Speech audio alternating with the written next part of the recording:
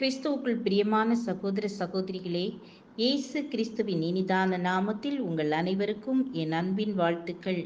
இன்றைய தினம் உங்களுக்காக கொடுக்கப்பட்ட வேத வசனம் சங்கீதம் 97:10. கர்த்தரில் அன்பு கூறுகிறவர்களே, தீமையை வெறுத்து விடுங்கள். கர்த்தர் பாவத்தை வெறுக்கிறவர். நாமும் அவ்விதமான பாவத்தையும் தீமையையும் அக்கிரமத்தையும் வெறுக்க வேண்டும் என்று எதிர்பார்க்கிறவர். அநேக விசுவாசிகள் வெளிப்படையாக பாவம் செய்யாவிட்டாலும் உள்ளூர நினைவுகளிலே, சிந்தனைகளிலே பாவத்தோடு ஐக்கியம் வைத்திருப்பார்கள். இது எப்பொழுதும் ஆபத்தானது. எதிர்பாராத வேளைகளில் இச்சை திடீரென கற்பந்தரித்து பாவத்தை பிறப்பித்து விடும்.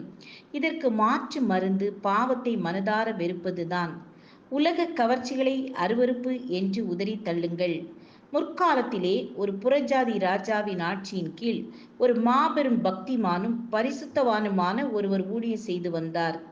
ராஜாவுக்கு இவர் மேல் மிகுந்த வெறுப்பாயிருந்ததால் எப்படியாவது அவரை அழிக்க வேண்டும் என்று துடித்து கொண்டிருந்தார். ஆலோசகர்கள் சொன்னார்கள், ராஜாவே, அந்த கிறிஸ்தவனை கைது செய்யும், சவுக்கால் அடியும், உயிரோடு தீ கொளுத்தும், அவர் வீடு வாசலை பறிமுதல் செய்யும் என்றார்கள். மற்ற ஆலோசகர்கள் சொன்னார்கள், ராஜாவே, நீர் அப்படி செய்தால் நீர் அவருக்கு நன்மைதான் செய்வீராவீர். அந்த பக்திமான் சந்தோஷமாய் விலங்குகளை முத்தமிடுவார். மிகுந்த மகிழ்ச்சியோடு மரணத்தை சந்தித்து பரலோக ராஜ்யத்திற்குள் பிரவேசித்து விடுவார். வேண்டாம், அவருக்கு திரளான செல்வங்களை கொடுத்து பாவம் செய்ய தூண்டிவிடுங்கள். பாவம் செய்ய மறைமுகமாக ஏது கரணங்களை உருவாக்குங்கள்.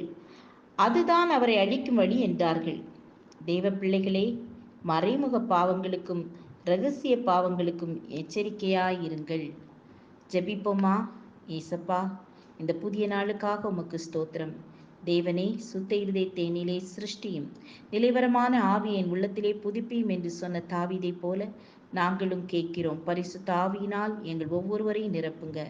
சாட்சியாய் வாழ உதவி செய்யுங்க. இயேசுவின் நாமத்தில் பிதாவே, ஆமேன், ஆமேன். God bless you.